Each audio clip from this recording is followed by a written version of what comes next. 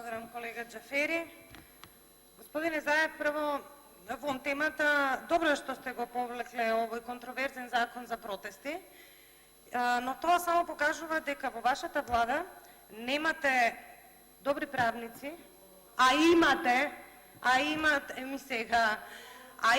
замислете, имате професор по уставно право кој што е министер за правда, требало да ви каже дека е противуставен тој закон кој што сте го пуштиле во собранието. Забранувате протести, а кој забранува, замислете, влада која што направи РШУМ и го уништи Скопје. Но да се вратам на темата.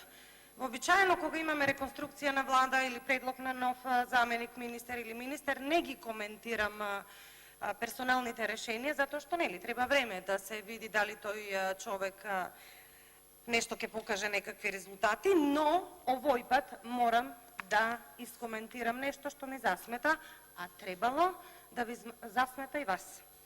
Во CV-то кое што го има пуштено до Собранието на Република Македонија, младиот специјализант господинот Армен Арслани, во познавање на странски јазици, замислете, запишал македонски, англиски и српски. Господине Заев, вие тука ставате рака на срцето и пред цела јавност велите дека идентитетот ни е бетон, јазикот ни е бетон. Требало да му кажете на идниот, предпоставувам вечер, нов заменик министер, дека македонскиот јазик не е странски јазик во Република Македонија. Тој вечер ќе се заколне на Уставот во кој што пишува дека официјален јазик во државата е македонскиот јазик. Не требало да го примите ова CV и требало најдобронамерно да му кажете направи ново CV во тој дел. А особено затоа што не ви е прв пат.